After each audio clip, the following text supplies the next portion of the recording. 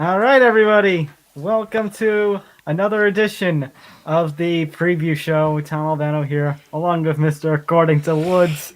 This What? time it's UFC 262, Oliveira Chandler. Man, that sounds like something that you would get in like some sort of elixir when your bowels are stopped up. Like I'll have a root ground up of Oliveira Chandler. I don't know. It's an apothecary something or other. I, it's funny enough that, for the first time, I can't believe this. I was looking at it. For the first time since 2016, the undisputed lightweight championship is going to be around the waist of somebody not named Conor McGregor or Khabib Nurmagomedov. Yeah, it's a bit historical. And then when you get down to like the linear championships, I think it was MMA on point that literally did like a division by division kind I of. love those kinds of videos Yeah, that they man, do. Tommy Toe Hold and all that, man. Shout out to them. But yeah, and it's just like, everybody talking about like this, like, oh, the lineal championship or this and that, whatever. Like, you have no idea. Like the one that you recognize right now in, I would say 70% of all of the UFC are actually interim titles that just got upheld. Yeah, really. It's funny to trace the lineage of okay, it was in UFC, now it's in Pride, now it's in another one of these Japanese Yeah. promotions, and it's in Bellator's. Yes, no, 100%. I mean, it almost reminds me of everything that spun off of the old NWA, the National Wrestling Alliance, not Yeah. the rap group out of Compton, but the National Wrestling Alliance, where like every world title, for a good 30 years was derived from the NWA, the AWA, because Vern I Gagne didn't remember get a shot.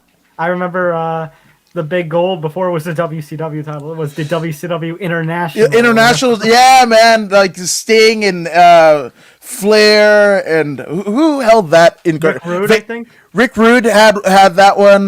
Vader also, Yeah. but also Vader made that whole because that was recognized as the world championship when Flair went to the WWF in '92, I believe. So yeah, man, it's all weird, man. What is a world championship? I don't know. I hear amateur fighters on the regional scene calling their titles world championships, and I'm like,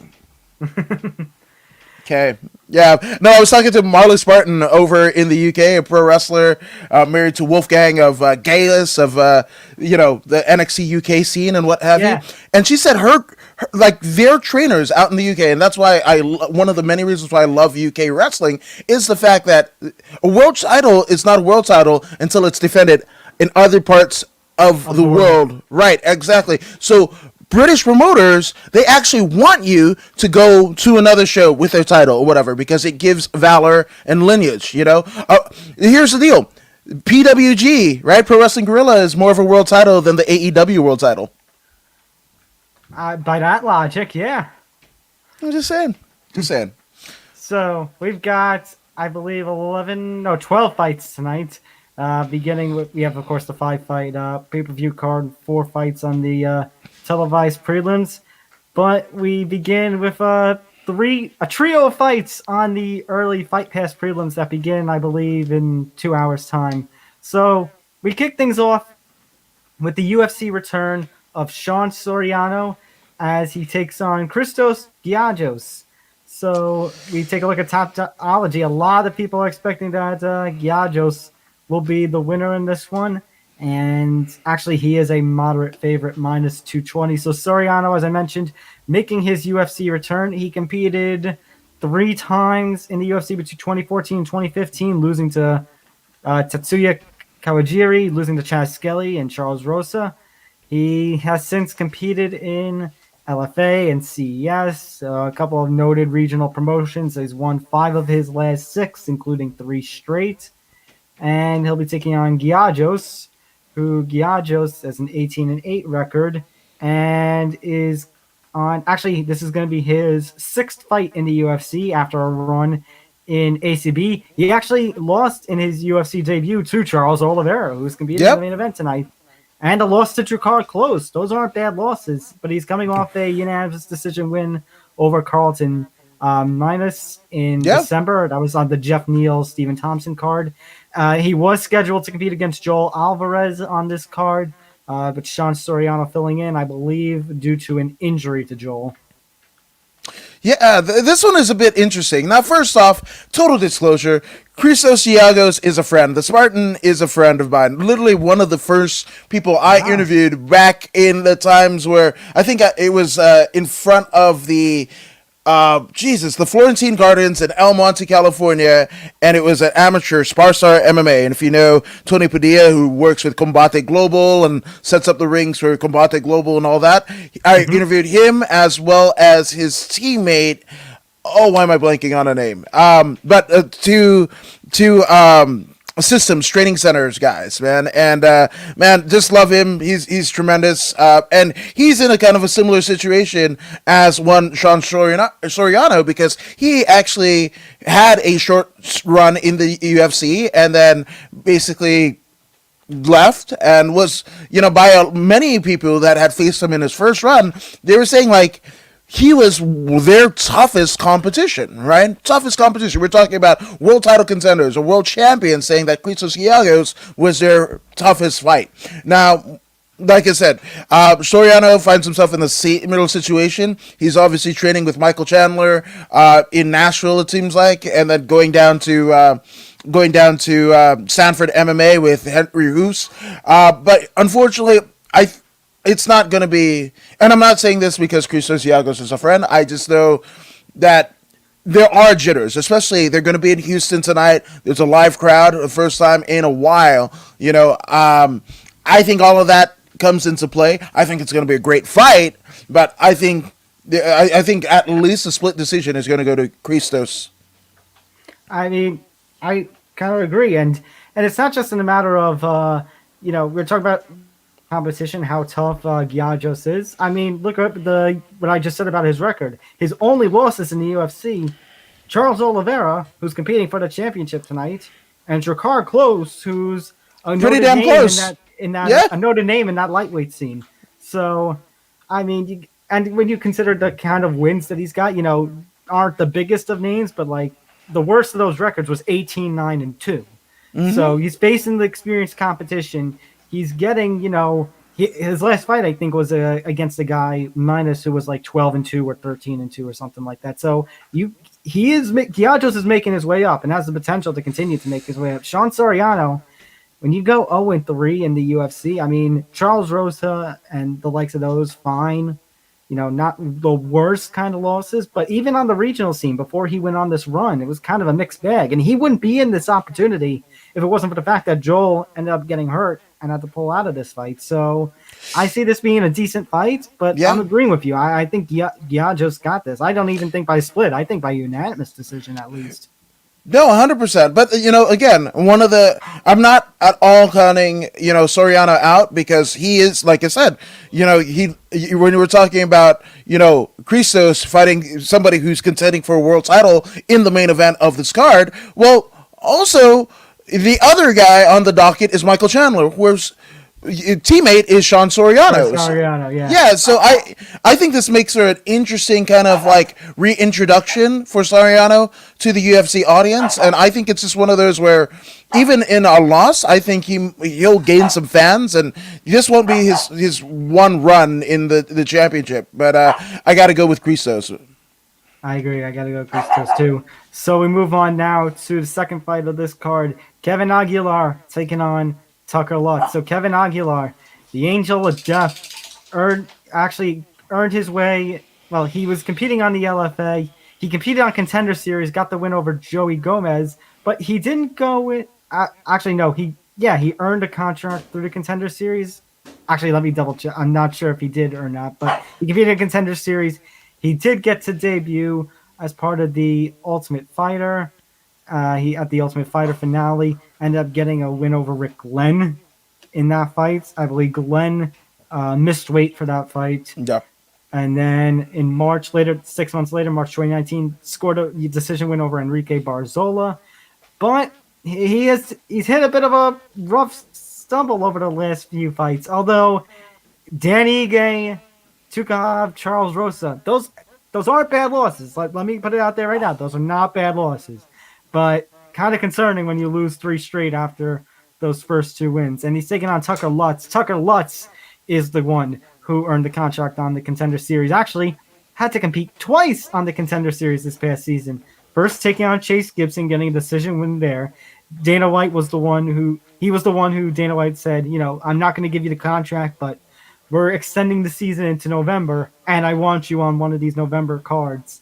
Ends up dominating in a one-sided decision Sherrard Blackledge, and that's where he earned the contract from Dana White. So this is going to be his UFC debut. So I actually, for MMA prospects, did a little thing on Tucker Lutz, where we each gave our take on a fighter, on a debuting fighter. He's the only one, I believe, making a UFC debut tonight. Soriano was a return.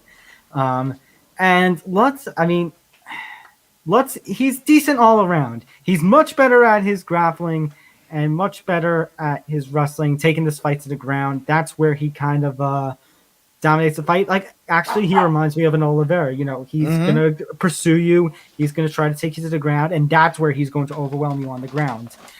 The thing is, he has to utilize his grappling, and he's got to come out on the front foot aggressive and all that.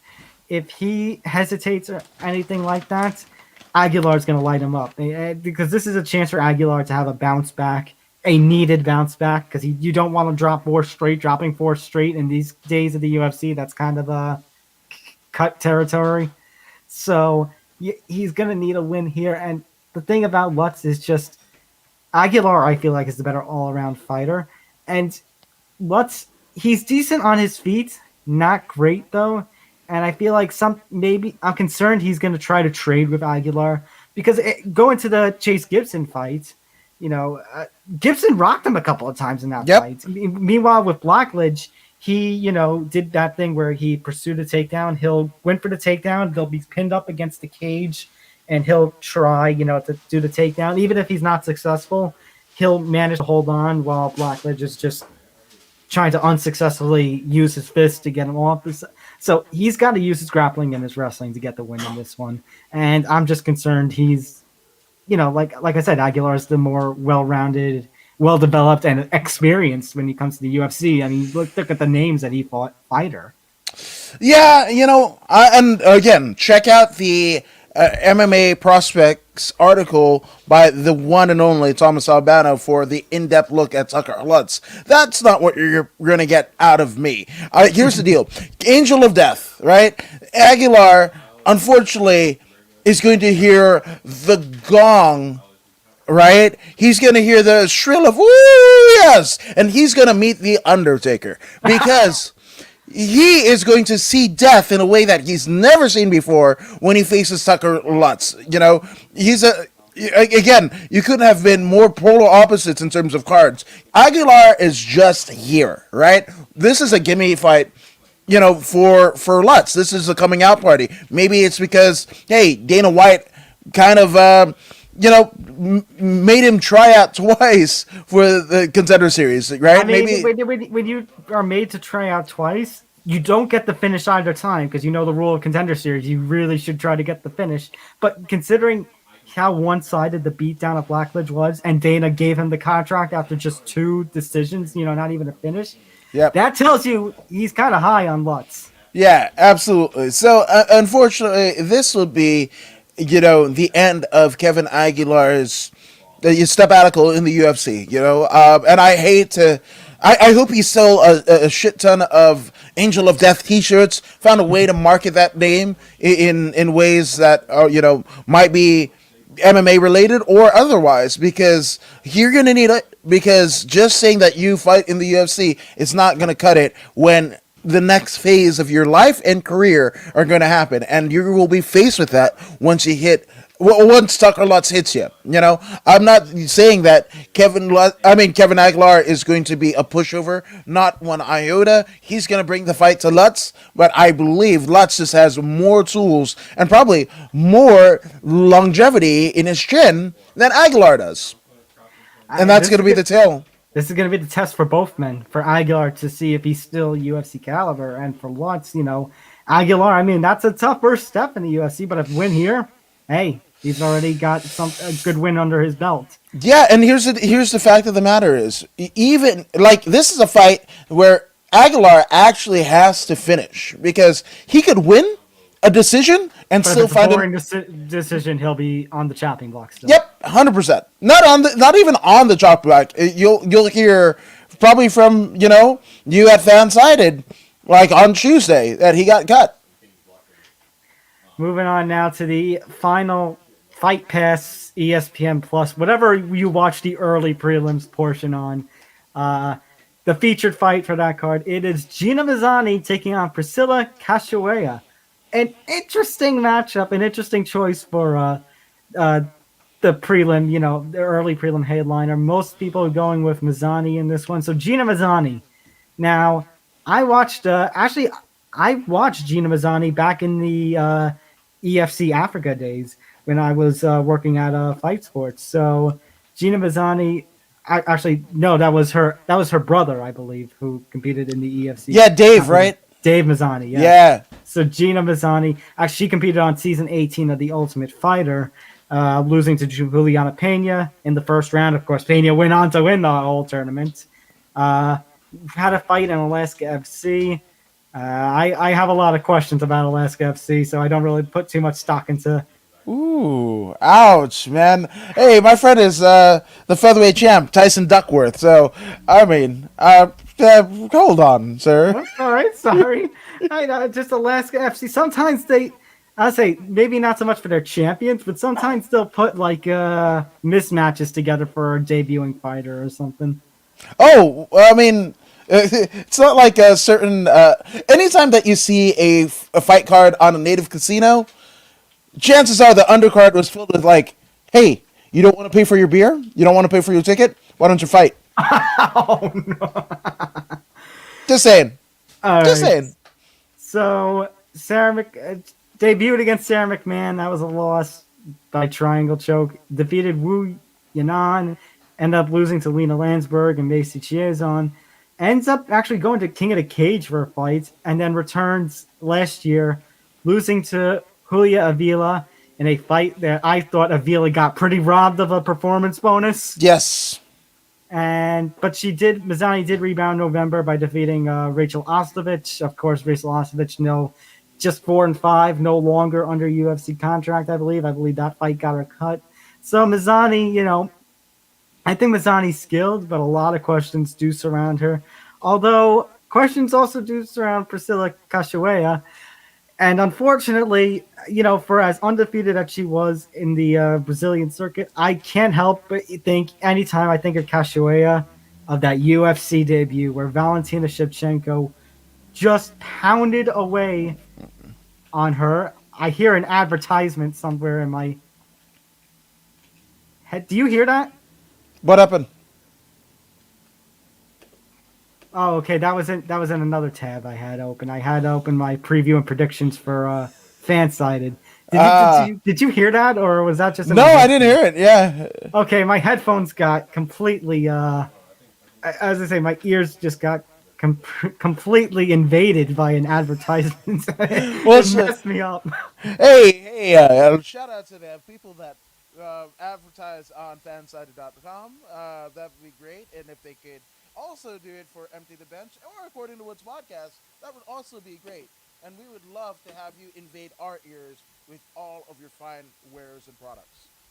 So, so let's take a look now. Again, Casawaya, as I was saying, I can't help but think when I think of Casawaya of that fight against Valentina Shevchenko, the flyweight debut where Shevchenko just pounded away on her. Mario Yamasaki just stood back and let her be a warrior.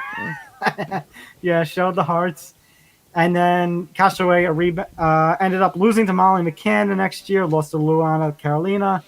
But in her last fight, back in February of 2020, defeating Shannon Dobson in about 40 seconds. So, again, I think these two fighters, Mazzani and Casawaya, have skills, but questionable pick for the early prelim headliner. No offense to either of them. No, I think this is a perfect, because like, where would you put both of these, right? Would you I put it at the first fight? Would you, I, you know, I, I think oh, if you're asking me, I think Aguilar and Lutz I would have picked. as, I would have yeah, just swapped the two. no, 100%, 100%. But also, as a debuter and then a guy that's 0-3, you can't. There has to be some semblance of credibility in terms of, and again, we started off the show talking about the lineal, span of the championships that are held and competed in today. But there still has to be an era of, some sort of legitimacy, right? So with the records that they do have, I guess, right? Like, I guess, right? The thing about Mazzani, right? Mazzani, every time she faces a name fighter or somebody that, Sarah McMahon, you look at down the gamut. Pena, who's going to be contending for Nunes's bantamweight title, like they are names, right? But Right. she would. I don't think it's fair. I don't think it's unfair to call her a gatekeeper. And a gatekeeper to what? I don't know. But it just seems like the people that she's lost to have I, gone on to bigger and better. right. I was gonna say because it's like gatekeeper status, but I mean, Gina was. I could think of. We could look at the UFC flyweight rankings and pick a better, I guess, gatekeeper of sorts than Gina Mazzani. Gina Mazzani, I'm not even sure if she's on the flyweight rankings. Right, no, 100%. Yeah, so, I mean, this here. Now, Casawaya, man, that's a name that I think maybe even the casuals know, but definitely the diehards know, because she came in highly touted from the Brazilian regional circuit. And again, the Brazilian regional circuit, man, Brazilians can fight. Anybody It's that tough. tells you. It's a tough Right, circuit. 100%. Right? And so, with that all being said, she lost. She lost to Meatball Molly McCann.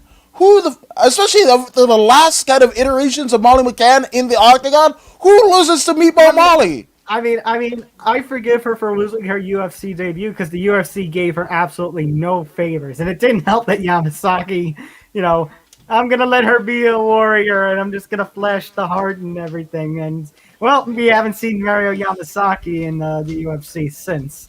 But I mean, Molly McCann. I mean, not just the loss of Molly McCann, but her victory. I'm glad she got her UFC victory, but it was against Shannon Dobson. Right. Shannon Dobson's a losing record fighter who somehow has still managed to be with the. I think she just got cut very recently. Right. Dobson. Well, so the deal with Dobson was she had a long sabbatical. I want to say like a 2-year where she didn't compete. Maybe it was an injury, something or other. But she started off the year I think she was on Fight Island and she had a lopsided record. She had a lopsided record on Fight Island, right? Going into the fight, and I can't remember. Oh, if she... you're talking about? Are you talking about? Oh, Sarge Eubanks. Never mind. Oh, I confused them both. Oh God. Okay, no. Because I thought when you were talking about Dobbs, I thought you were talking about the Maria Agapova fight where she got the biggest, what is now the biggest upset somehow in UFC history over Holman Rousey. Yes, because again, she was going into the fight as lopsided. I think she was like 3-4. I want to say something like that, and Something like she, that, yeah. Yeah, she much like Mazzani, Mazzani was basically riding the coattails of like, her being on the Ultimate Fighter that particular season, because I believe they were on the same season. And then your only win, Castrata, is against Rachel Ostovich. You want to talk about lopsided MMA records? There you go. They have her here. Like even Ostovich, right? In Invicta, she was just another, like literally a body, right? And then once they were like, oh wait, she's marketable. Like, okay, and then that's what got her to the UFC. I'm not saying that she doesn't have skills. Shout out to her gym and her dad, Robert, and, the Jesus is Lord gym in Hawaii. But, yeah. So this one, man, it's just, there's going to be a lot. You're not going to see a lot of technique. This is going to be like if Naomi fought, I don't know, Eva Marie. That's it. That's very what this is. Very appropriate you mentioned Eva Marie when she just got re-signed by WWE. Why? I have no idea. Hey, you know what? They've when they were like, hey, sign John Morrison's wife. And they're like, "Oh, Melina." I was like, "Oh, wrong wife." So, I mean, the fact that Casawaya lost 3 straight, and then her lone win is against Dobson, which actually it's been more than a year now since that fight. Like I said, and the Mazzanis I kind of respect. Like I mentioned, I watched Dave grow in the EFC Africa before he made it to the UFC. I got to go with Gina Mazzani in this one. Okay. I mean, and this is just a crapshoot, and this is not to cause discourse, but I'll go with Casawaya because it literally can go either way. You know, this is like I said, this is a very weird fight. And are you going to see them as in the top 10 in the next year or so? No, not at all. So this is a scare. And by the way, I just checked. No, Mazzani isn't even in the top 15 of the flyweight rankings. The bottom 3 in the flyweight rankings are Miranda Maverick, Macy Barber, and Talia Santos, which I was gonna say for a top 15 for someone like Mazzani, that's gonna be tough to get it to crack into. Yeah. So again, this is a fight that's just there. This is the 10-man tag that got eliminated from WrestleMania 10. Like that's what this is. It's just here filling spots, and that's it. So it could go either way. Sorry, Jeff Jarrett. I know, right? Ain't I great? Oh. Let's move on to actually we're gonna kick the televised prelims, ESPN prelims off with another women's flyweight fight.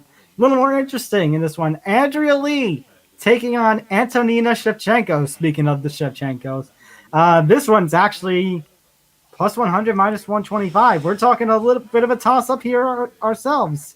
Most of the Tapology community is going with Shevchenko, however. So Andrea Lee, KGB Lee. So actually started off her UFC run pretty good, defeating Veronica Macedo, Ashley Evans Smith, Montana De La Rosa. But it's been a struggle over the last year and a half. She's lost 3 straight now. JoJo Calderwood, Lauren Murphy, Roxanne Modafferi. Again, not bad losses, but you don't want to be losing 3 straight, going on a potential 4th straight loss. And it's not going to be easy for Andrea here because she's being thrown to the wolves.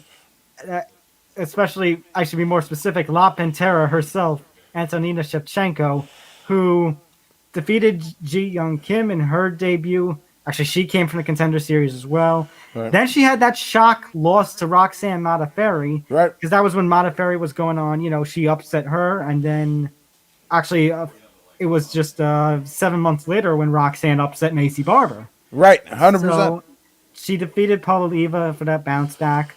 Chukaigen, after her sister finished Chukaigen in a year ago, 3 months later, fights Chukaigen. Chukaigen, that's where we got to see Chukaigen's ground game evolution. Yep. And Antonina had no answer, so that was the loss. And then defeated Ariane Lipsky in November. So I don't know, man. What do you think on this one?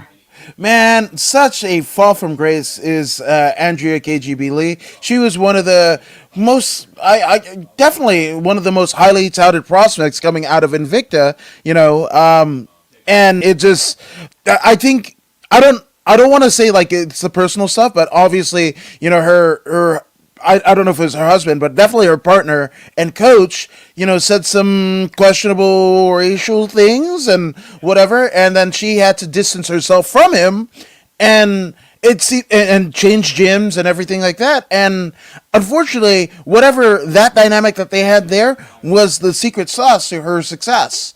And now that sauce is gone, so to it is everything that made Andrea KGB Lee special. Unfortunately, in terms of fighter, I don't know if it's a mindset thing or what have you, but it's just not there. Either way, her back is to the ropes in this one, and like I mentioned, this is not going to be a tough fight. She's being thrown to the older Shevchenko sister.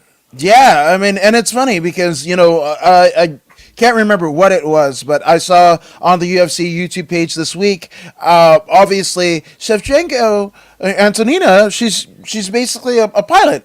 She flies around, and it's crazy because this pilot, the flying Pantera, is going to take out the KGB, which is weird because again, KGB and Andrea Lee's from Texas, and they don't like the KGB, but yeah, that's there. So I hate to say this, but I think Andrea Lee is going to go from the KGB that you're thinking of to the KGB, which I'm not sure if you remember. It was that text service about a decade ago where you could get the answer to anything.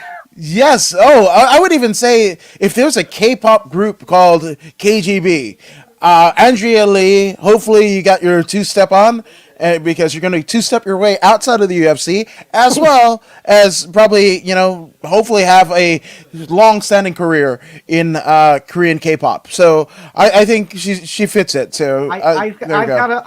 I've got a feeling Antonina's going to win this fight in spite of not having a ground game. And I think Andrea Lee will get cut, but I've got a feeling Bellator will scoop her up pretty quickly. You think Bellator? I'm thinking BKFC, to be honest with you.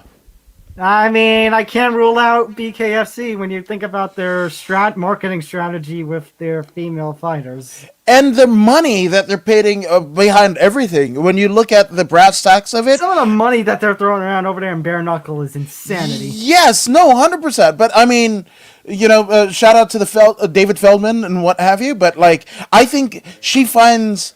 In terms of lucrative offers, she'll find one probably in BKFC versus Bellator. That's fair. That is fair.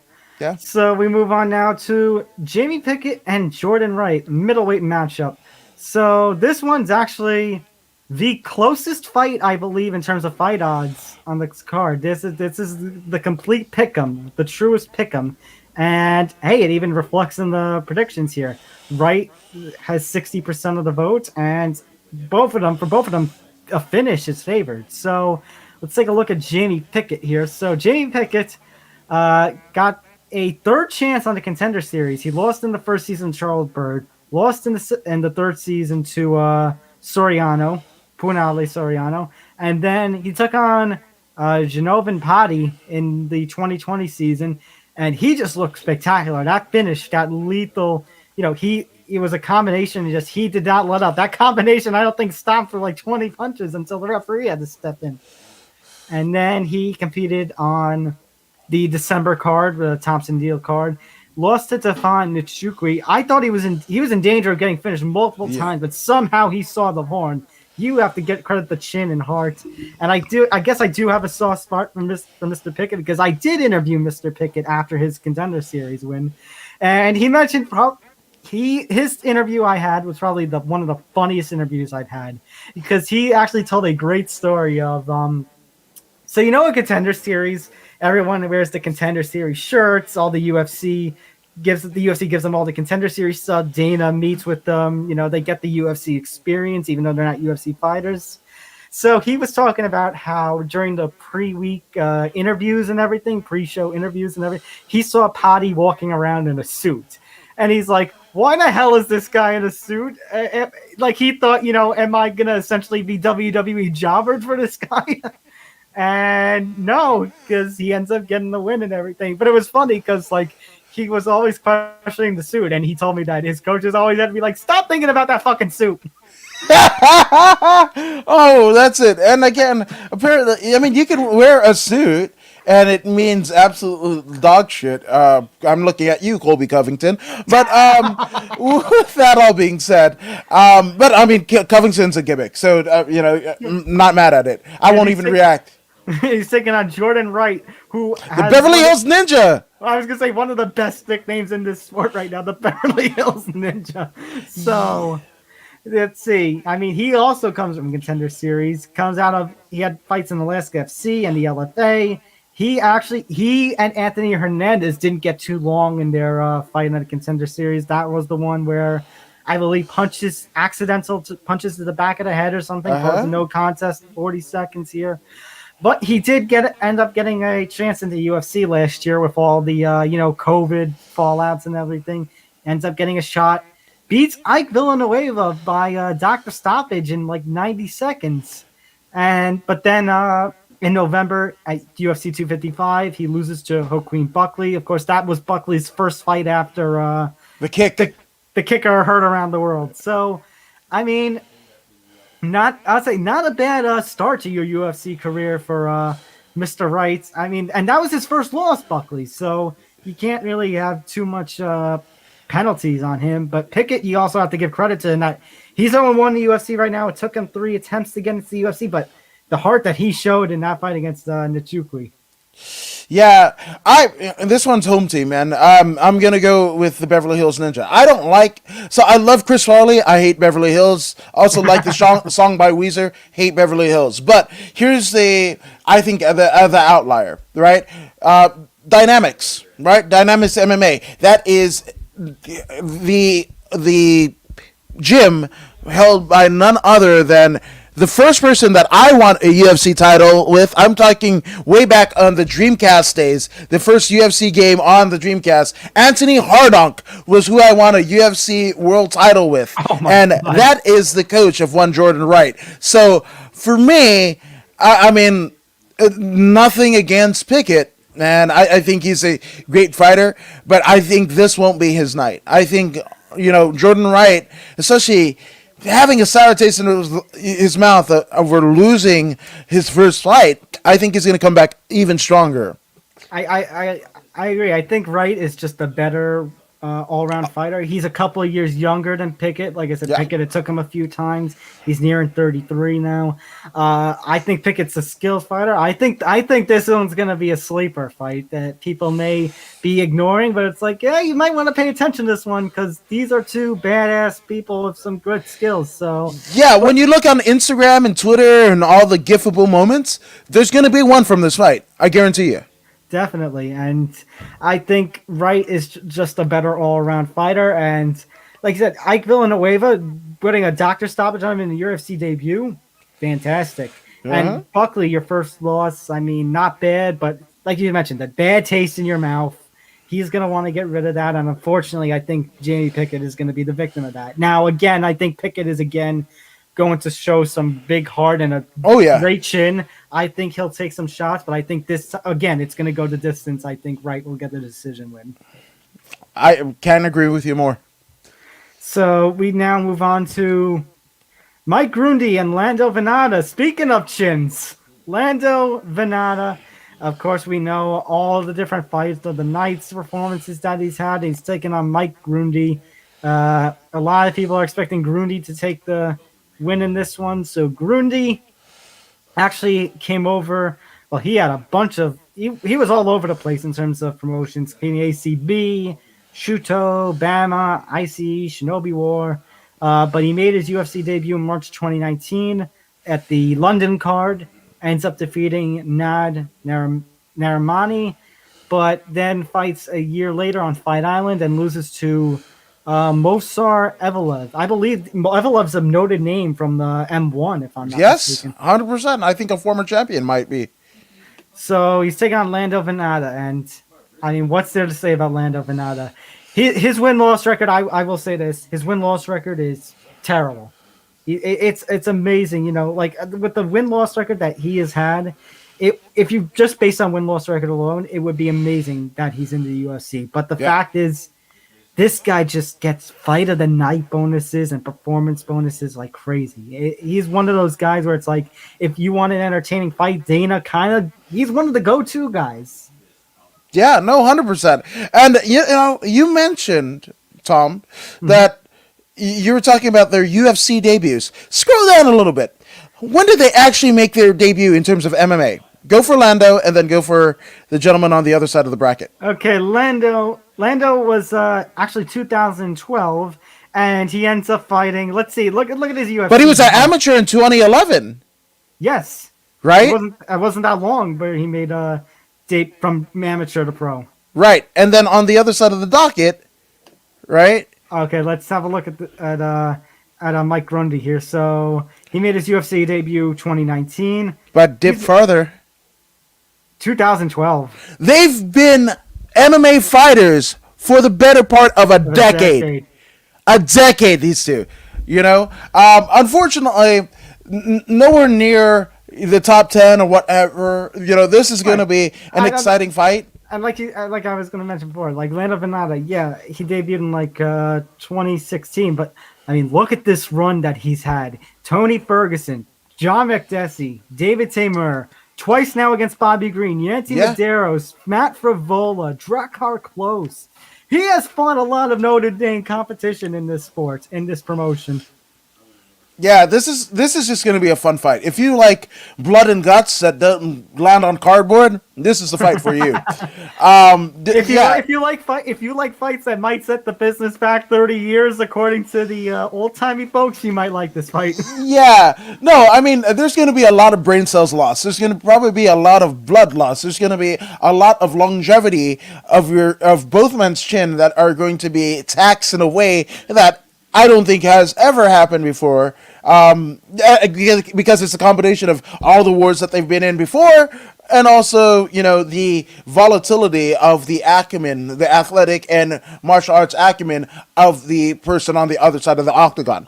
But again, like I said, I think this is going to prove a lot of like gifts. Like, this is the second straight fight where there's going to be a lot of like talk, especially on filthy MMA casuals. They were like, "Oh, did you see that thing that happened in the UFC?" Won't actually watch the fight, but it'll have like 4 million views by this time tomorrow. And I hope that on that note, the Texas crowd is just as lively and rowdy as the Florida crowd was last month for 261. Oh man, armadillos versus alligators, man. They both start with an A, and they kind of, I don't know, befit the people in which the UFC chose to house their first two fights post-COVID, fans and all that jazz. So, man, yeah, Texas, the Toyota Arena is going to be live. This is going to be one of them. I mean, I've been UFC 209 when Lando Venata fought. When this guy fights, the crowd shows up, and he gives them every reason to. And speaking of, side note here, away from the fights, to the Texas crowd there at the Toyota Center, if you could do me a favor, could you continue to do what the Florida crowd did, and when there's no action involved, just randomly chant "fuck Jake Paul"? Yes! Well, I mean, also they had the deal of Jake Paul actually being in the arena at the VyStar Arena in Jacksonville. So maybe he shows up again. I don't know. Well, even if he doesn't, I just want to fuck Jake Paul chant. Okay. That's all I want. Wait, did you say? Oh, I was like, fuck Jake Paul chant. I was like, you don't want to fuck Jake Paul. No, nothing against it. If you're some whatever, but I don't know, man. It's weird. I don't know. It was just hilarious for me to see the fuck Jake Paul chants. I love it. I love it. All right, featured prelim of the evening: Jacare Souza, Andre Muniz. So Souza actually has 59% of the vote on Topology, 43% by submission in this one. So let's talk about Jacare. So, I mean, it's kind of sad. Once upon a time, Jacare Souza was the Strikeforce champion of the world, and he came over to the UFC, and it looked like he was destined for great things. Then he fell into the gatekeeper role, but then he ended up scoring wins, like the win over Brunson, the win over Weidman. You'd think, okay, maybe, just maybe, he'll be able to shake off the rust and the tag or whatever, the gatekeeper, but then there's always something. The loss to Whitaker, the loss to Gastelum, Hermanson, Jan Blachowicz. That was a pretty boring fight. And then in his last fight against Kevin Holland, first of all, he's scheduled to fight Uriah Hall twice, and he ends up being the first known UFC fighter to contract COVID. Yep. And cause a whole mess with the cards. Yep. And then he's scheduled to book against Marvin Vettori. That fight doesn't happen, so he gets Kevin Holland, and what happens? Holland proceeds to have another highlight where he knocks him out when both of them were on the ground on their knees. Yeah. So this is 3 straight losses. He, if he loses this fight, the fact that we've seen the UFC, freely let go JDS, Alistair Overeem, Tyron Woodley, we could see Souza in that same fate whenever his contract runs out. I don't know his contract details all in full. He's taken on Andre Muniz, who competed on Contender Series twice, defeating Bruno Assis, and then getting a under 2-minute submission of Taylor Johnson. And his first 2 fights in the UFC, he beats Antonio Arroyo by decision, and then Bartosz Babinski, he ends up getting the armbar. He was supposed to fight at 257, the Connor Dustin 2 card, against Andrew Sanchez, and let me see here. Muniz had to withdraw due to, I believe, an undisclosed injury. Mm-hmm. Yeah, so regardless of what happens tonight, what I would like to see is at the end of the fight, when the final bell rings, Jacare remove the wrist tape and lay it down, because there's no point. I'm glad that he's here. But also, if you retire, you're gonna retire in front of a live crowd. I don't know if you're gonna get that again if you take another fight or what have you. You might be the headliner of a a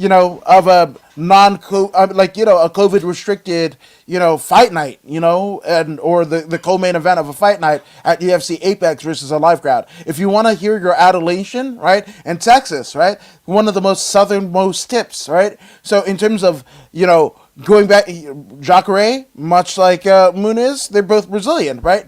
If you want to get close to Brazil, right, with being in America, well, Texas is going to do that. There's a lot of Brazilians residing in Texas, and there's probably going to be some in the arena pretty vocal for their guy, Jacare Souza, their world champion, not just in Strikeforce, but also a Brazilian Jiu-Jitsu, one of the greatest Brazilian Jiu-Jitsu practitioners that have ever came into MMA. So it takes...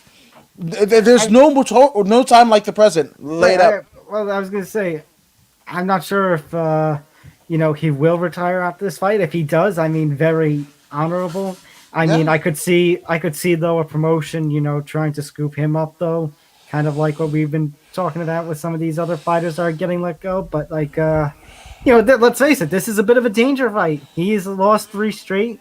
Muniz has been on a winning run. This to me feels like a setup fight where the UFC is setting up for Andre Muniz to get. Let's face it, this is going to be the biggest rub. If Muniz gets a win here, he is going to be elevated. A win over somebody like Souza, especially if it's a finish. Yeah. Rocket strap. The jetpack strap. He's going to. To the moon, like Dogecoin, hopefully. No, 100%, or AMC this week. But I digress. With that all being said, Muniz needs to finish Souza because look at what happened with Kevin Holland, right? It shot Kevin Holland into a whole nother atmosphere in terms of popularity in the MMA faithful. Now, unfortunately, Kevin Holland in his last iteration since the Souza fight, it's proven in his 2 fights. He's not worth the acclaim. I didn't mean to drop the AEW acclaim, but yeah, well, he's not ready, brother. No, he's not ready. No, absolutely. So with that all being said, like,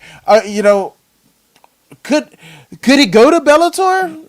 Yeah, he could go to Bellator. I'd say I don't know. Bellator. I was gonna say, they've been very selective with the older fighters that they've been picking up. No, 100%. So, I mean, because I think, the first kind of run of Scott Coker, it was just like the freak show fights. You had Dada 5000 against Kimbo Slice, Royce and Ken Shamrock and all of that jazz. So, go ahead. I was going to say, no, because, they haven't signed JDS. They haven't signed Alistair. Right. I'm surprised they haven't signed Alistair at least for a retirement fight against maybe somebody like Fedor. Yeah.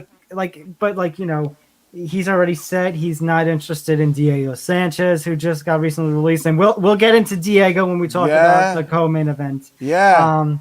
But Jacare, for some reason, depending on how he does in this fight, and if he gets released after this fight, if Souza puts up at least a decent fight or it's kind of boring, I can kind of see Bellator and Scott Coker scooping in on Jacare.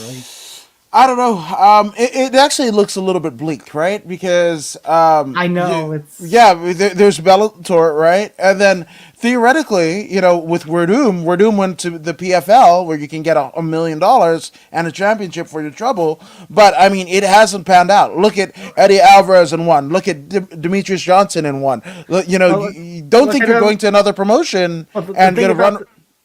Sorry, the thing about the PFL is you also have to add in the fact that PFL season's already underway. He'll have to wait a whole year. He'll be a whole year older. Hopefully he doesn't contract the COVID again. Wouldn't that be a weird scarlet letter? Like you caught it in the UFC, the first in the UFC, and then the first in either Bellator or PFL, to catch it again. I don't know, man. It's a bleak one. So that's why I say, career retirement, and for Jacare, if you haven't figured out you are a world champion 2 times of a major North American company as well as a Brazilian Jiu-Jitsu black belt, right? Mm-hmm. If you haven't figured out a way, what's your next step away from fighting at this run, this is why you need to retire. You need to go back to the drawing board and not rely on your punches and your kicks and whatever in a cage of sorts. You really need to figure it out what your next step is, because you're probably going to be smacked with it in a big way with Munoz. But like I said, he could still win and still get mollywopped by Munoz.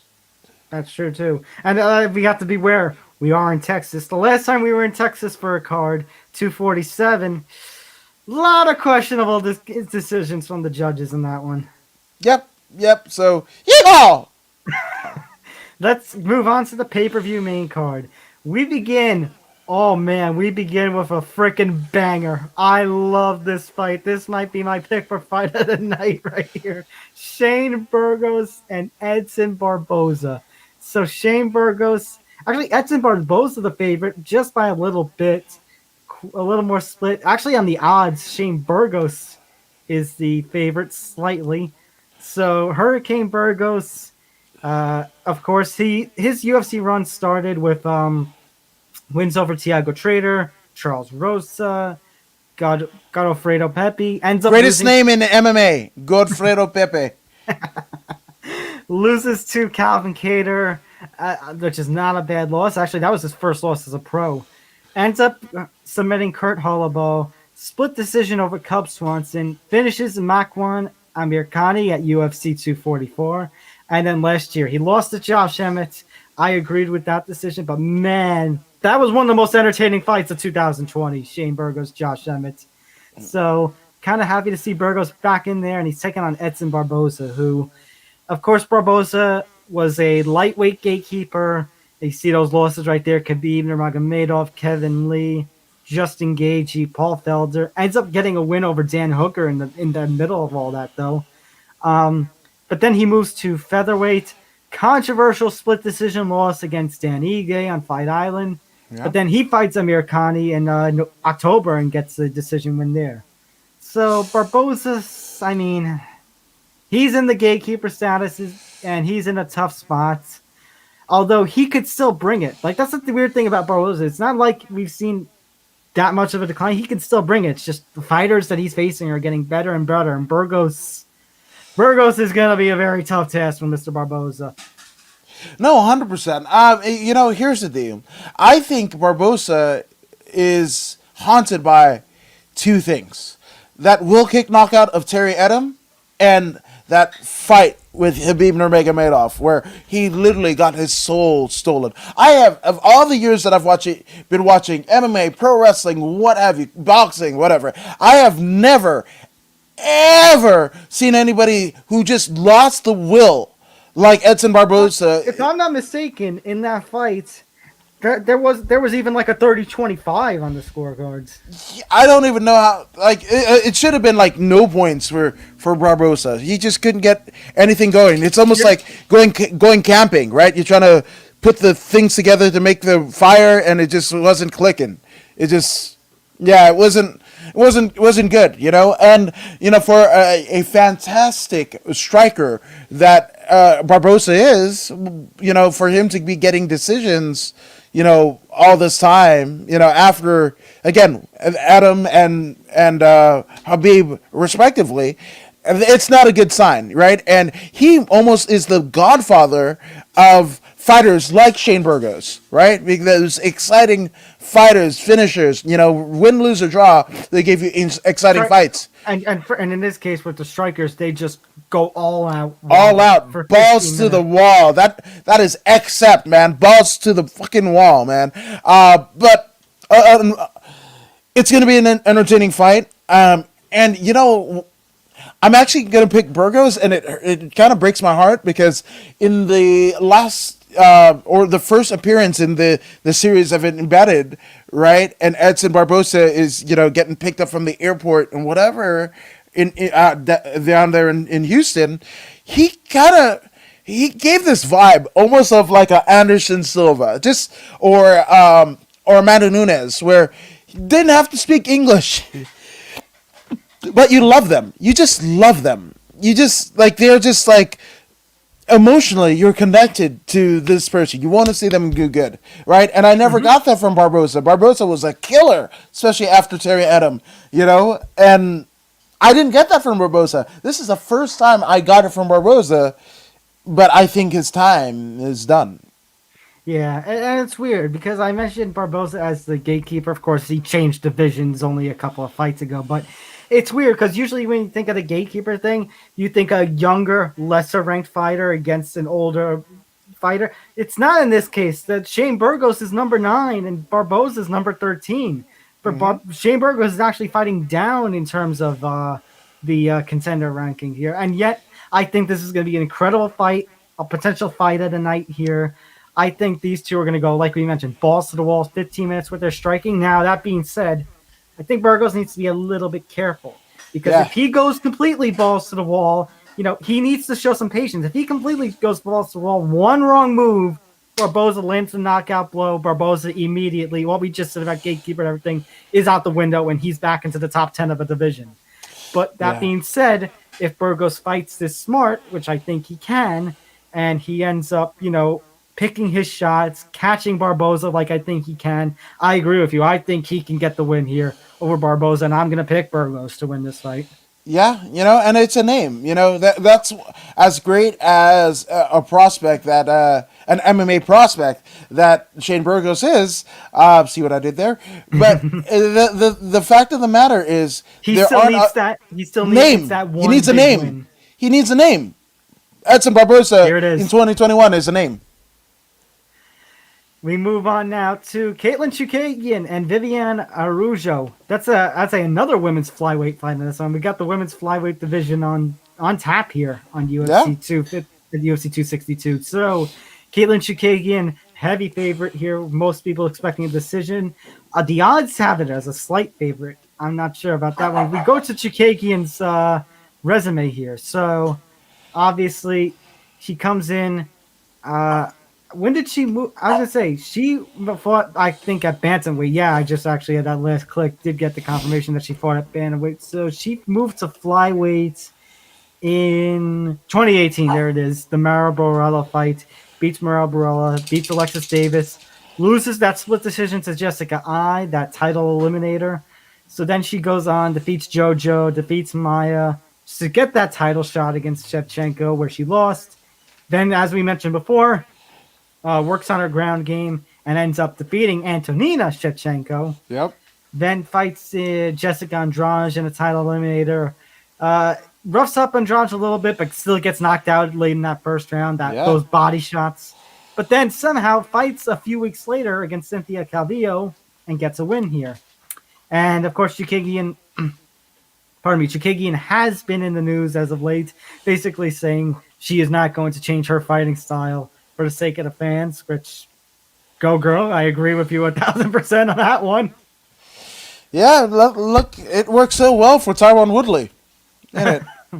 I mean, yes, but I think also Chukaigen, I'm not sure if she's at the point right now of trouble like Tyron Woodley is. And Tyron Woodley, remember, Tyron Woodley started his downfall as the UFC champion, so it was kind of a disturbing kind of downfall for Tyron Woodley, considering he was the champion. Yeah. But go for Vivienne. yeah, so Viviano, she comes over from Pancrase, defeats Taliana Bernardo. She gets a win over Alexis Davis, loses to Montana Del Rosa, and Roxanne Modafferi. So the thing is, Chukaigen still fought the better competition. Gotta say that, too. Yeah. It's... I don't know. What was she was trending, right, on Twitter. What was that for? Oh, Chukaigen? Yeah, I think it was for the comments. Oh, for last night? Because there were not there were a lot of sexist comments going the way of Chukaigen, and I didn't get it. Like, I was trying to go through and refresh my feed and all that jazz, but I can't. I couldn't get it, but they were just saying like. So apparently, Chukaigen was saying that she was hacked about something. She got hacked and was liking a bunch of BBC tweets. Oh, hey! I mean, there we go. Just saying. MMA Twitter, man, it is It's a wild place. It can be a horrible place. I mean, always be respectful. Especially when you're talking about females because they just they don't age well. You don't. There's not a lot of things. Like you look at Jerry Lawler's commentary back in the Attitude Era, that does not age well. I'm surprised he hasn't been canceled. What Joe Rogan has said about Chris Cyborg, before she came to the UFC. I'm surprised. As a side note, and I hate to make the side joke at this, but I'm surprised Jerry Lawler hasn't been canceled for some of the bad jokes that he says. I mean, yeah. Let me reword that. Not the bad jokes that we are thinking of, because that goes along the lines of the Attitude Era not aging well. But I mean, the terrible puns and the dad jokes or whatever. Have you seen my timeline? It's podcast and dad joke. I'm not mad at it, but they're just not good. If you ever played SmackDown versus Raw 2011, count the number of times when in a female match, Jerry Lawler's commentary line goes on the lines of, "My last girlfriend was a redhead. No hair, just a redhead." Yeah, well, you say that, right? Well, I want to say it was the WWE 2K13. He probably had the best verbal gem. And I live by this to this day. A lot of people are like, what would, somebody do? What would Jesus do? Whatever. I go, make your words soft and sweet, just in case you have to eat them later. I use that daily. That came from Jerry Lawler. I love it. Yes. So with that being said, okay, I didn't even, before the Jennifer Maia fight, I didn't even know I couldn't have picked Caitlyn Chukaigen out of a lineup. I watch a lot of MMA.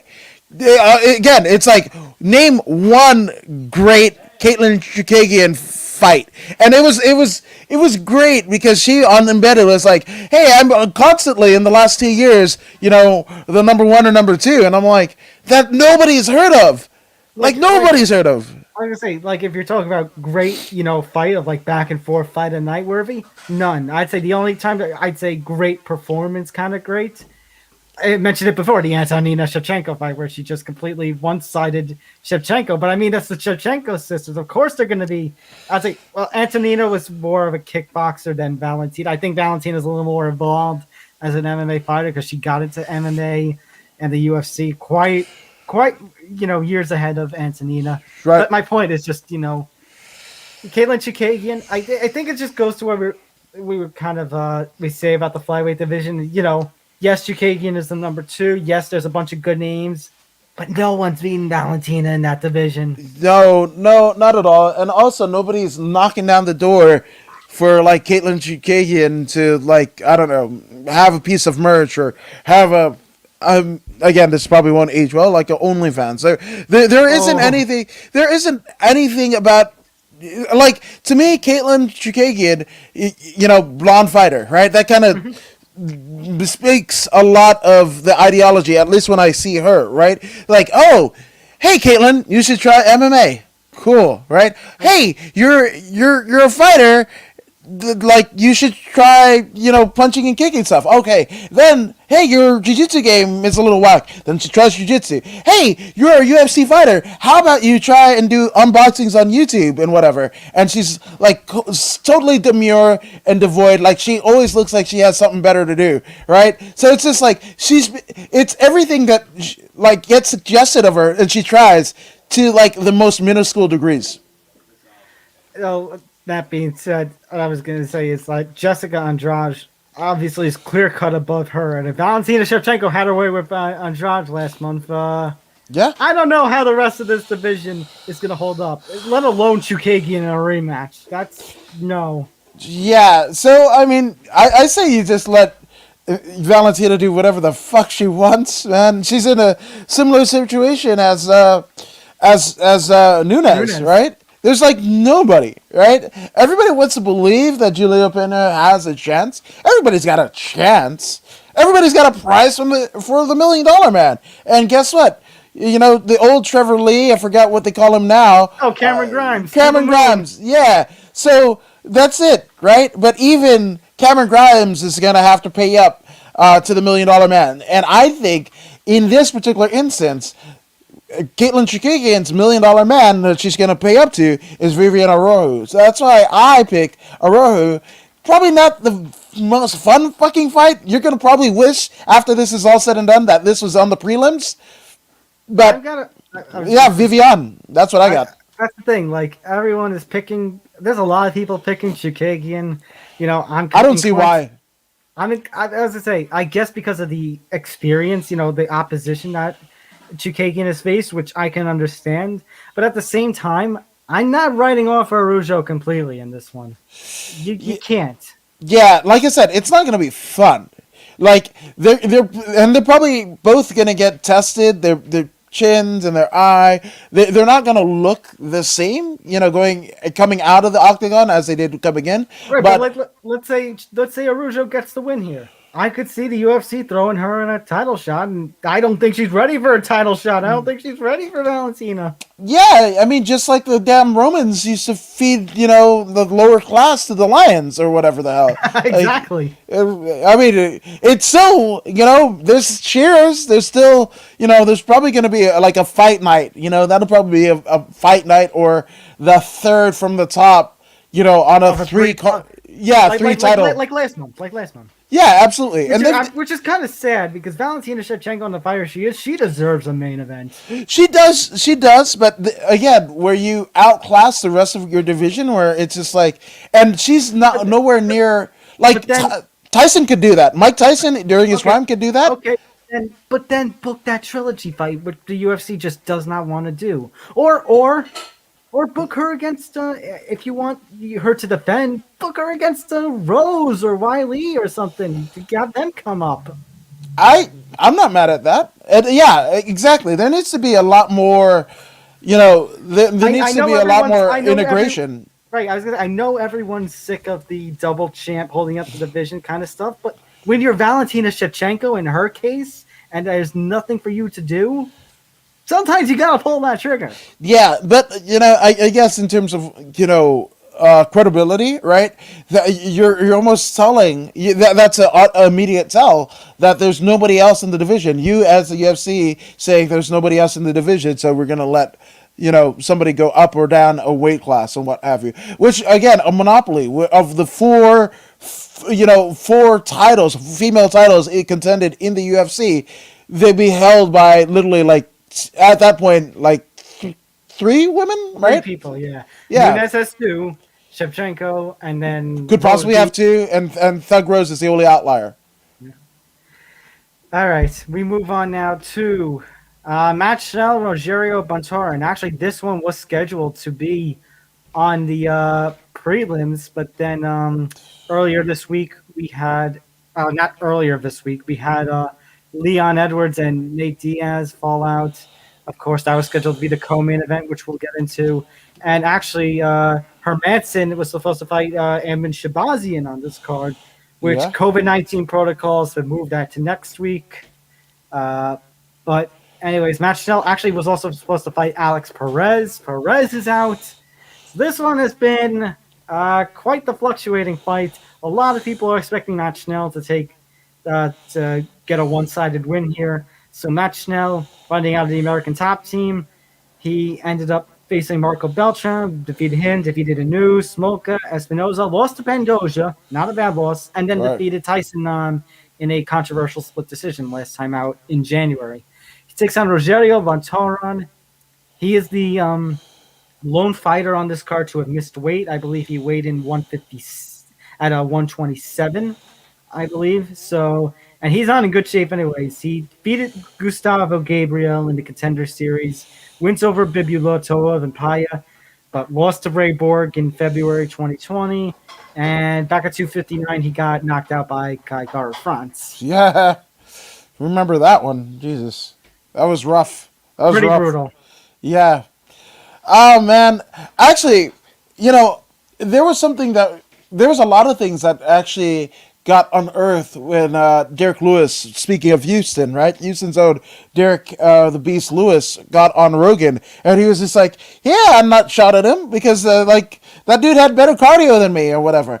I think Rogerio knew he was going to lose, or lose soundly. He might have done a sacrifice bunt, to use a baseball reference, right?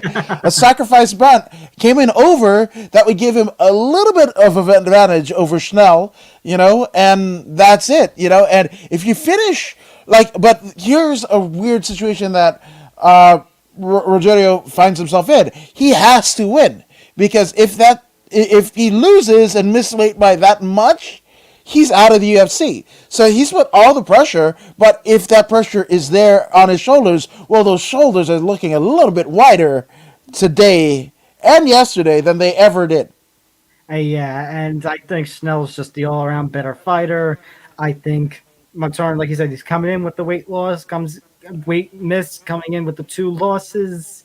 I don't see this ending very well for Montana. I'll be brutal on this one. I'm going with Schnell completely on this one. Yeah, I do too, but I also think that I think Schnell will come away a little bit more busted up than he would have been if Rogerio didn't miss weight. So there's that.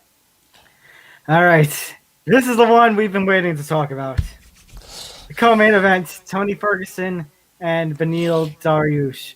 Let's see, it's a little more 50-50, although Daryush has the slight edge according to Tapology. And actually, the odds have Daryush as the favorite. So, Tony Ferguson, once upon a time, this guy was riding the longest active win streak, I think, in the UFC. Certainly in the lightweight division. He still has the best streak in lightweight history, although that ended last year. Justin Gage, he busted him up for 5 rounds into a 5th round stoppage. There are some people, I guess, Tony fans, who say that he rocked Justin early. No, it was completely one-sided, my friends. And then if that wasn't one-sided enough for you, hey, Oliveira nearly took his arm off in the first round of that fight at 256. I don't know how that arm did not get broken in that fight. Because he's Tony? So then Benil Daryush, he had a mixed bag of results for a few years in the UFC, but now he's coming off a 6-fight win streak. Thiago Moises, Drew Dober, Frank Camacho, Drakkar Klose, Scott Holtzman, Carlos Diego Ferreira. That was a controversial split decision, but still, four finishes in those fights. Yeah. You think Daryush has a little bit of momentum behind him? Fuck yeah, I do, man. Fuck yeah, I do. Man, this shit is loaded, man. This is actually Battle of Orange County, right? I think Tony Ferguson is in Costa Mesa, and then Daryush is in Laguna Niguel, which is 15 minutes away from each other, or 45 minutes in LA traffic or Orange County traffic. But that being said, oh man, Benil Daryush has nothing to lose. Tony Ferguson is the name, and Benil Daryush will be a name that is uttered by a lot of the hardcores, but outside of the hardcore, people don't even know him, And Tony Ferguson, with all of the great things that he did over the course of his career, the streak and everything like that, a lot of filthy casuals didn't even know him until the third iteration of him and Habib, so and it became more of the fight that couldn't happen, that it was cursed, than it was about these two people fighting, right? Mm-hmm. Now obviously us hardcores knew a lot better, but that being said, I'm not even sure, don't get me wrong here, I know Tony Ferguson has some good wins, had that long streak, but I don't think he ever really broke through to the casual fan base until, as I say, I would give it maybe 2016 when he beat Rafael dos Anjos. I think that was his breakthrough victory. Yeah, but also, in the pantheons of MMA history, that is literally, with every passing fight, gets a little bit eroded because we've got so much fighting, over the course of the last year and a half, since or over a year. Geez, just since July is when the UFC got the green light to go start running shows again. Here we are in May, and yeah, man, it's just I can't even remember what happened the first pay-per-view card of 2021, or what that July card was. I can't even remember, but it might have been Tony. It might have been Tony and Gaethje, right? So, with that all being said, I don't know how people who were lambasting Diego Sanchez and Josh Fabia are also cheering Tony Ferguson. And I'm not, you were talking about the breakthroughs and what have you. I think Tony Ferguson actually broke through in one of the worst ways possible, in his wife calling the police for a restraining order because he literally thought he heard people in the walls. I mean, I remember having an interaction with, Fly and Brian J on Twitter in the MMA Twitter world. I remember having an interaction with him when that Oliveira fight was going on. And I mentioned about the decline of Tony Ferguson. He said, technically, when you say a decline, that means he's been on the decline. And I kind of agree with him.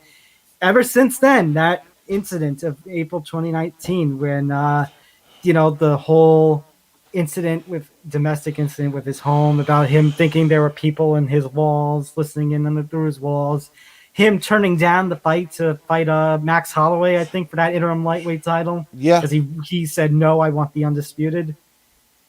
I mean, ever since then, ever since that month, it's been all downhill for Tony Ferguson. Say what you want about him, getting that one more victory over Cowboy. Right. No, it's been bad. Well, and here's the thing. He said he didn't want an interim title, right, with Holloway. His next fight was for the interim title against Gaethje. And in addition to that, he cuts weight for a fight that has been called off a week before, right? So I think it affected him. No, 100% it did. And also, just ideologically speaking, people that have been around Tony, who I've been fortunate to know, they said he is like one of the most like articulate and, kind of forward-thinking cats there is, not just in MMA, but just the world over. Unfortunately, and again, total disclosure, one of the greatest moments that, not even as like a reporter or whatever, but like I was talking to Thomas off air, that I just happened to be in the same place with Tony the night that Conor McGregor jumped the cage at Bellator, and to get his very real reaction, and calling him, I don't care what McNuggets does and what have you, him strapping the interim UFC title on my shoulder, along with a couple of my friends. He is like the best dude. With that all being said, here we are in Mental Health Awareness Month in May, right? And here is somebody that has mental illness, and maybe I'm a little bit more sensitive to it because we've seen, obviously Jason Mayhem Miller, right? We've seen actually who just got sentenced again yesterday. Right. Then the Diego Sanchez, Josh Fabia, menagerie, right? And unfortunately, the worst case of CTE that is known in I think combat sports is Chris Benoit, where he literally, right? Of course, the murder-suicide, horrible thing. I'm not making light of it in one iota, but let's not sweep under the rug the fact that the amount of CTE that Chris Benoit had at the time of his death literally changed his gender. He had the brain capacity of like an 80-year-old Alzheimer's female at the time of his passing, right? So for me, as a father, as somebody that I love Tony Ferguson, but his family, his wife and kids, they need Ferguson more than we need him as a fighter. Right?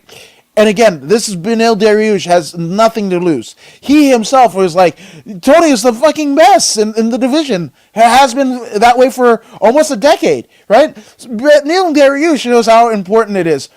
Tony Ferguson, I'm not saying that he's dismissing Daryush by any means, right? He knows of I've been in same rooms where they've been in the same kind of construct in regional shows here in California. But again, this is a dangerous situation that Tony Ferguson finds himself in. I don't like it. If Tony Ferguson went on a tear and ended up getting the damn title to face the winner of Chandler Oliveira, amazing. But the way that I want him to do that, right, is to not get punched in the head.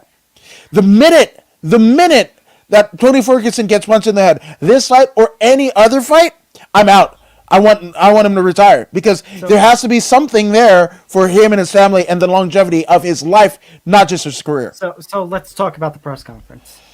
The press conference was quite a show. And yes, Tony always tends to put on quite a show. I remember the press conference with Khabib for the fight that didn't happen because of COVID, where he had the baseball and everything. Yeah. And it was kind of funny. But, when the reporter, I forget who, was thanking him, about the mental health thing, and he just goes, fuck you.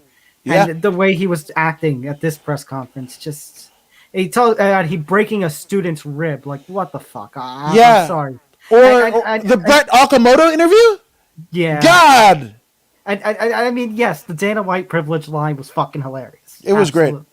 But just when you see all these things that Tony does outside of the cage, and the fact that, I never try to put when you're making predictions, because morality, morale issues are never something to really think about too much when you're predicting about two guys or girls punching each other in the head.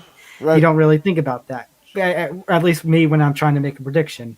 Like when Greg Hardy fights, yes, we say all the shit about Greg Hardy, but Greg Hardy we always expect to win because of the fight itself. In this scenario, however, knowing about what's happened with Josh Fabian, knowing about what happened with Diego Sanchez, the release, and by the way, I think Josh ruined what could have been a perfect double retirement for Cowboy and for Diego Sanchez. The fight was perfect. Yep. And I blame Josh Fabian on a lot of it. I know there are some people who are turning on Cowboy for some, because MMA, of course, and the UFC, not exactly a very clean place. We just mentioned all the time today about Joe Rogan and his podcast. But I blame a lot of this on Josh Fabian and just how bad he has handled Diego Sanchez. And knowing the reports that Josh Fabian is going to be in Ferguson's quarter tonight, Wait, what? I thought there's a report that I don't know if this is true or not, but there's a report Fabian's going to be in the corner. Knowing that, I cannot root or pick Ferguson in this fight at all. I have to go with Daryush. And even outside the morale issues, Ferguson is a lot of trouble. We mentioned Tyron Woodley earlier. Tyron Woodley entering the fight at what was it, UFC 260? He was taking on I just completely forgot the name who Tyron Woodley was fighting in his last fight. Oh, Vicente Luque. Luque, yeah. Woodley entered that fight having lost 15 straight rounds. Ferguson, he's already at 8 straight rounds lost. That's a really big concern. And like you said, Ferguson, he truly was once one of the greatest lightweights in the world not too long ago. And I want him to have a great life outside of the cage. And I'm worried that any fighter, actually not just Ferguson or Sanchez, but any fighter who associates now with Josh Fabian is just asking for trouble. Yeah, and athletic commissions and promoters need to do something about what's going on with Fabian, and they're just so far they're not doing anything. No, not at all. Yeah, I really hope that isn't the case with Ferguson because again, you look right where there's signs when something happens, right where there's signs, and the signs are there. The signs are glaring, and here's the thing. When Tony Ferguson was winning, these are all things. All his erratic behavior, all of this stuff is everyone overlooked it. Yeah, when you're winning, right? And but now even if there are wins, just we think of Josh. I can't help but think I will never be able to shake off that footage that has emerged now with Diego Sanchez being upside down and laying into like. No, right. Because if you're doing this to Diego Sanchez, what else are you doing with the other fighters that you're cornering? Yeah, and even the fact that these legitimate martial artists that would look to him as a source of what? I don't know, man. Again, it's very eerie. It's very eerie, and I can't believe I'm saying this, right? And I don't want to be right about this, but neither do I. I don't want to be right about this. The very things that we're talking about Tony Ferguson today were almost the same things that people were saying about Benoit, right? That his elusive speech king, and like he would just disappear at moments on end, and all of this stuff, all of these erratic behavior, right? It was just like, oh, that's just who he was, right? But we didn't know about CTE like we do today, right? We didn't know. There was a lot of mitigating factors that unfortunately, we failed Chris Benoit. We failed, Jason Mayhem Miller. We failed as a society, right? We failed them. We failed them. Diego Sanchez, same thing, right? And this is an instance where we are, by allowing him to fight and playing our money to see Tony Ferguson fight. And now, obviously, he deserves to make a living like any other person, right? But this shouldn't be the way. He has a gym, Snapdown City. And that's why I say, I want to say, let's say Ferguson gets knocked out first round tonight. I want to see him lay the gloves down too. But the thing is, Ferguson, like we just said, he hasn't been, he first of all, he has the right to make a living. And second of all, he's still, was not too long ago one of the best lightweights in the world. I think the athletic commissions, they see that, you see what's going on with, I mentioned the footage again. Athletic commissions and promoters like Dana, they got to do something. They've got to ban this guy. No, well, again, if anything happens dire to Josh, to Diego Sanchez at the hands, and it will be at the hands of Josh Rybia, indirectly or directly, they could say, well, we cut him, right? Well, we cut him. He doesn't fight here anymore, right? I'm not looking to the promotion to, do any favors to his overall mental state and his, again, quality of life once he decides to hang up the gloves, right? I want all fighters to have a great life after they hang it up.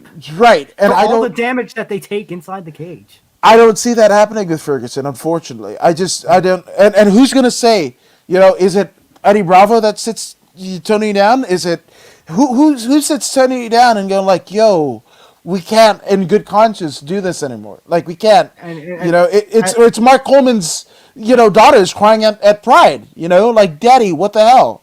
And it's scary to think, what if he refuses to help? Because unfortunately, that's another thing about mental health. Sometimes it's just refuse. And it's like, at what point do you say there's no help? Right, and again, 50-year-old Tony Ferguson, right?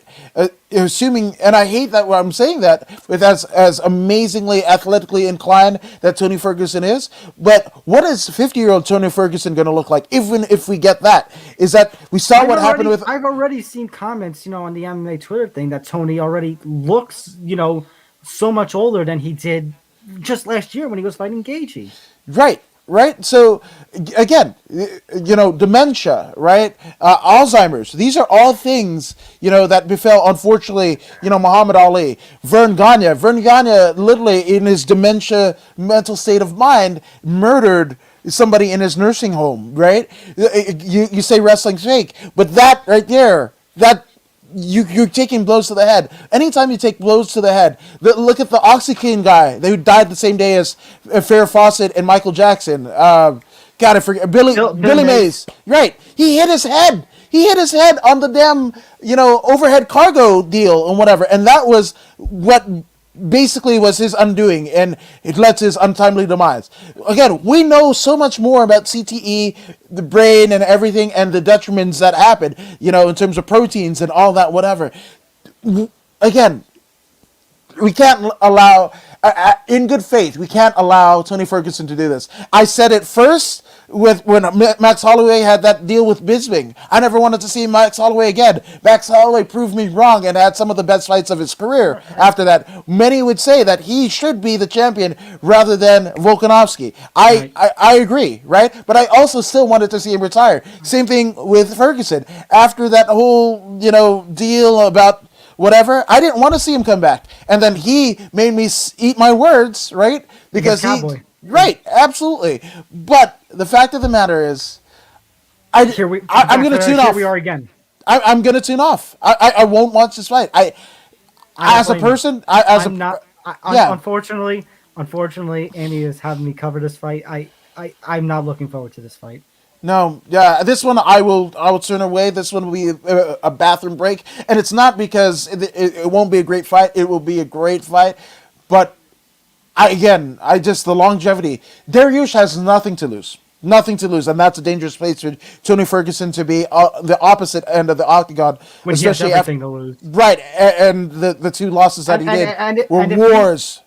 I'd say, and if this is another one where he loses all 3 rounds, that's going to be 11 straight rounds that he lost. Yeah, Even if he wins a round, 10 of the last 11 then will be lost and you're rounds. thinking rounds. Think about years of his life that are lost.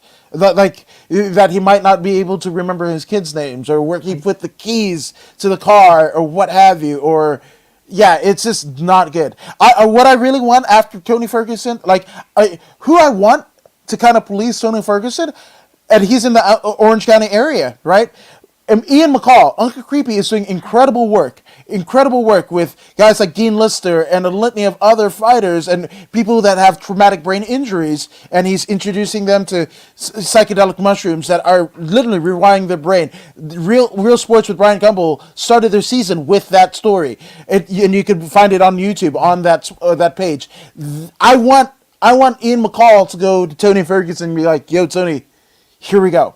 That's it, and begin the aftercare of what was a career. I love good old Uncle Creepy. He's such a good person, and again, and even if Tony wants to continue on with this career after this fight, somebody has to tell him.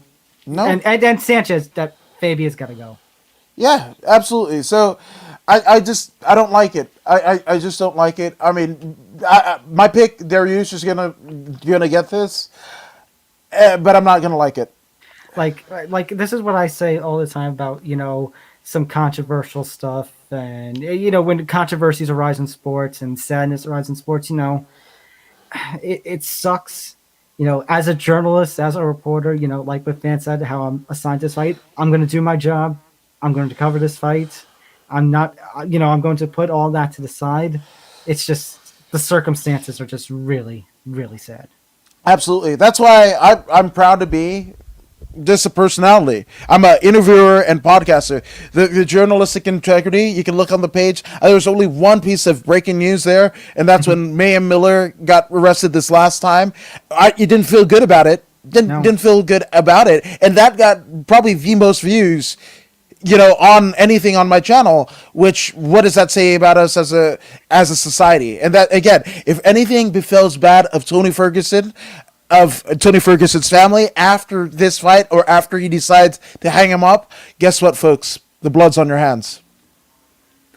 Let's talk about now the main event. Let's end on a little happier note. Probably a fight that I'm really looking forward to, just as much as Burgos and Barboza. Is this fight the main event? Like we mentioned, it's always been Conor and Khabib, Tony as an interim, Justin as an interim, Dustin as an interim, but all of them, no. It is going to be an undisputed champion, and it's going to be none of them. It's either going to be Charles Oliveira or it's going to be Michael Chandler. Let's take a look now. I think it is a close 50-50, actually 51-49 now, and everyone's expecting this one will not go the distance. So Charles Oliveira. What can we say about this win streak? He struggled a little bit at featherweight. He moves to lightweight. And ever since then, it's been... he has, just think the loss to Felder. Ever since 2017, Will Brooks, Guida, Giajos, Jim Miller, David Tamer ends up breaking the UFC record for most submissions. Yeah. Then he gets finishes of Nick Lentz and Jared Gordon. Yeah. Submits Kevin Lee. Tony Ferguson was his first win. It was the first time he's went to a decision since 2014. Yeah. And just unbelievable talent. Michael Chandler, the 3-time Bellator lightweight champion, arguably the face of Bellator for about a decade that he was there. Leaves, gets pushed to the moon already in the UFC. He gets to be the backup fighter for Khabib and Gaethje. And then his first fight is Dan Hooker. And you know what? You were right, Mr. Woods, and he proved me wrong. I thought Hooker was going to be too much for him. He ends up getting the highlight finish. I think the best UFC debut since Gaethje in 2017. Right. He had that war with Johnson. And now look. Now we've got this amazing fight. Say what you want about it being for a championship, whether you agree with it or not. Say what you want about it being, arguably about the best UFC, lightweights or best lightweight in the world or whatnot. But either way, this is going to be an amazing fight. No, 100%. And you nothing against Charles Oliveira. I think he's a great fighter. But you mentioned, one Michael Iron Chandler was the face of Bellator. No. If here I'm gonna dash everybody. I'm gonna blow everybody's mind. If not for the trilogy of Eddie Alvarez and Michael Chandler, there would be no Bellator. There would be no other option outside of the UFC if not for these two. They are the cornerstones in which Bellator was built. They saw it through the Bjorn Rebnini years and the one-night tournaments to where, again, Chandler was the last champion, right? You saw him fight, then defend his title. Obviously, that was an errant injury, right? A freak injury that happened. Primus. Yeah, but at Madison Square Garden, the second biggest MMA promotion in the world, sells out the Garden. Like that's big. That's so big.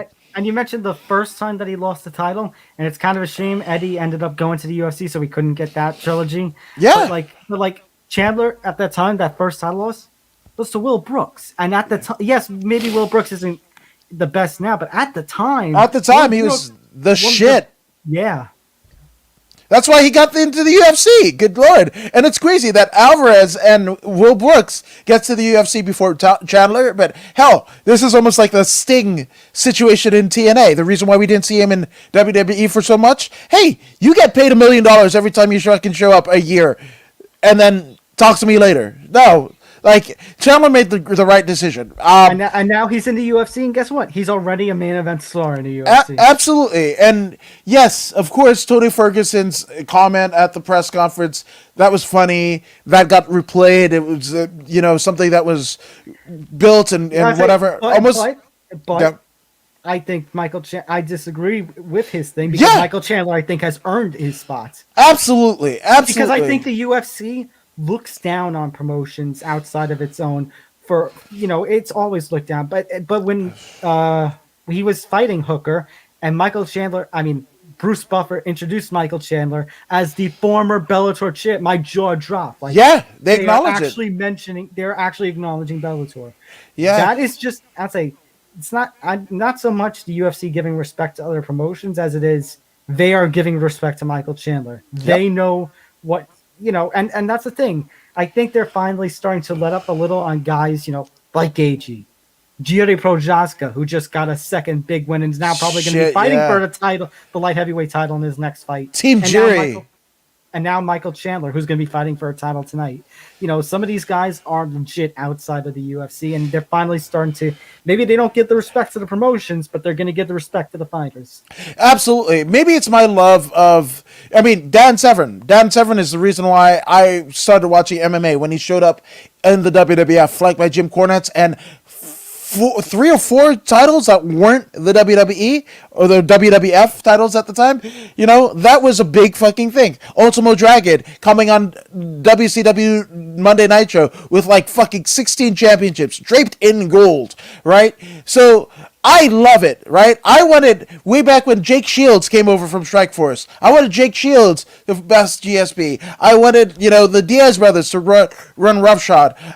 That's why the Woodley thing is important, coming over. It wasn't that long ago, when we were still in the pandemic era, we were discussing about, fighter unions and the reformations at the Ali Act there. I actually said, I want Kamaru Usman and Douglas Lima to fight one another. Yes, 100%.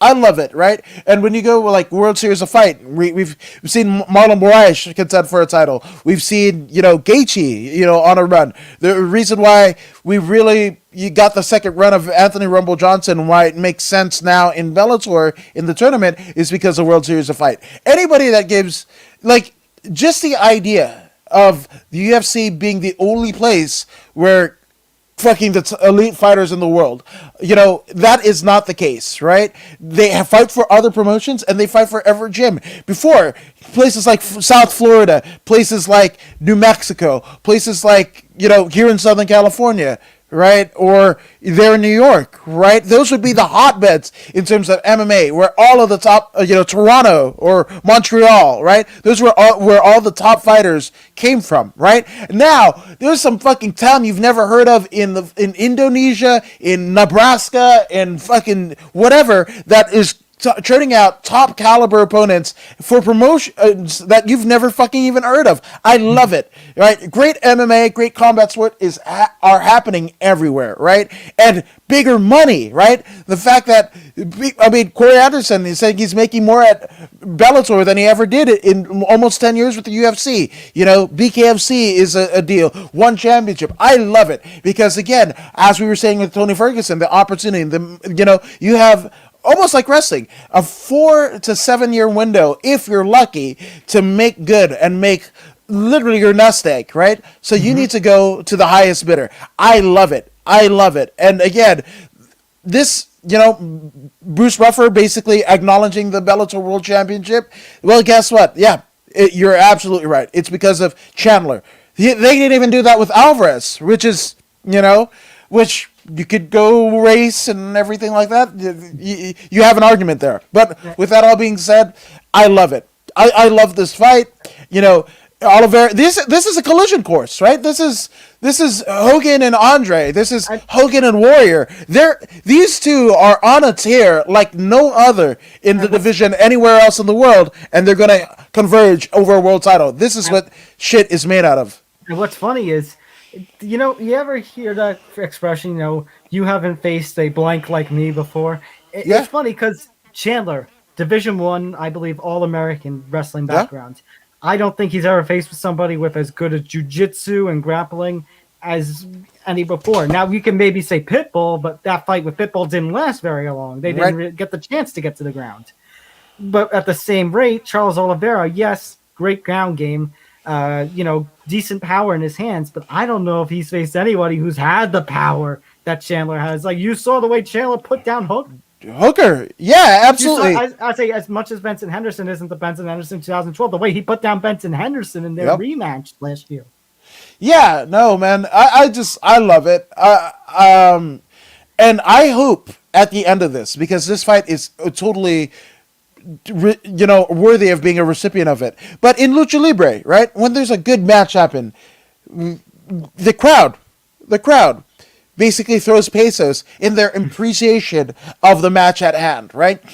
They're in Houston. It's not too far from Mexico. There's a lot of Lucha Libre fans in Houston, right? So with that all being said, I would love people just to, at the beginning of it, rather than showing their social media, handles and whatever, show their Cash App. Share their Bitcoin wallet, and we all just fucking transfer some Doge, and Bitcoin to both men. Venmos at the very end. Absolutely. Shoot you me their Venmo.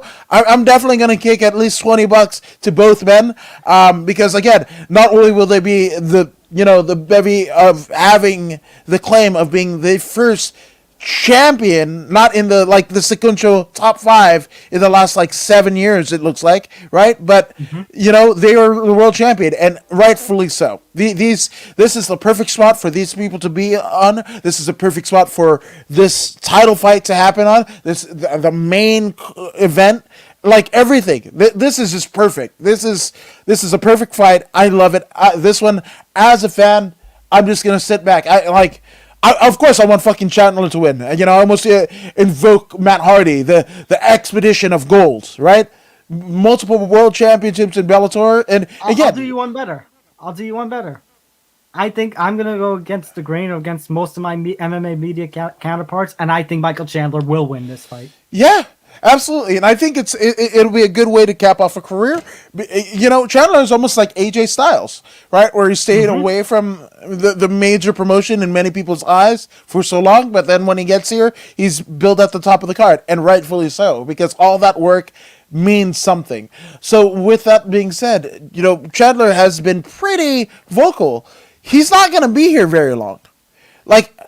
Love Michael Chandler while you got him, right? Yeah. Because we've had a decade plus of him, right? And we might have maybe 3 more years of him, and he's done. So, and I think after Chandler wins, whether he vacates or it's such a good fight that they run it back, right? then fuck, Oliveira can win. I'll pick Oliveira, 100%, right? But I just think in terms of, a win for Chandler tonight is not just a win for Chandler, but as a win for Bellator and every other promotion that has basically crowned a champion and being told by MMA, both hardcores and the casuals, that It doesn't count. It doesn't count.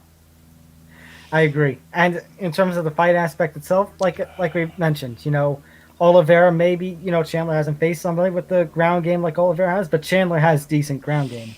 And as much as Oliveira, has got decent striking, it's better when it's on the ground. And I think what's going to happen is they're going to stand on the feet. I think Oliveira needs to get this fight to the ground to get a win, but I think Chandler has just a little more in the tank. And if they elect to stand and trade, I think the longer they're on the feet, it's just going to open it up more and more. And I'll even mention what most of the MMA media is saying. If this fight goes longer, it's a more favor to Chandler because, again, we haven't seen Oliveira in a 5-round fight. Like when he was booked in a 5-round fight, I think of the Holloway fight, which ended actually due to injury in the early stages. So we've seen Michael Chandler go the distance. He had to go the distance with Brent Primus to get the title back. We've seen him, go the distance a couple of times here and there. He knows what it's like to be in a 5-round war. Charles Oliveira, it's been a little while. The Tony fight where he went to decision for the first time in years, that was only 3 rounds. Yeah. Yeah, so you're talking about what was the first Eddie Alvarez Michael Chandler fight? That was like mid 2010. So this is somebody who's been in 25-minute build as 25-minute fights. Yeah. Okay. And who also hasn't taken a lot of damage in that. I mean, the fights with Alvarez notwithstanding, they both bled their soul. But after that, you almost think that like Michael Chandler almost fought like an MMA version of a Floyd Mayweather type style, where it was like fast paced, put it all on you and whatever, but like very stylistically, he was very calculated. He didn't take a lot of damage, aside from the Primus fight where he lost the title. But that was Chandler. That was a BS finish. That was more Chandler, in his iron will, iron might. Finishing himself more than it was Brett Primus. And I'm not saying anything about Brett Primus, whatever, but also where is Brett Primus now as a former world champion, right? I mean, Brett Primus, I would say he fought on like those, Bellator Europe cards or whatever, those low cards. Right. So, this is a perfect fight. I would say that if it wasn't a title fight, I would say that if it wasn't the main event, I would say that if it wasn't on pay-per-view, right? I would say it. You put this on a Bellator show. You put this on a one championship anywhere, any era. You could put this back in '93. In early day UFC. This is a great fight and wins and losses do matter, and that's what it should be in combat sports. It should be a will to win, and it should fucking matter. World championships matter, wins matter, great fights matter. That is all going to come into play tonight in a few short hours. I can't wait. All right, everyone go enjoy the card. Mr. Woods, thank you again so much. Follow him at According to Woods. I'm Tom Albano, and go enjoy the fights, everybody. We'll see you around. Let's empty the bench!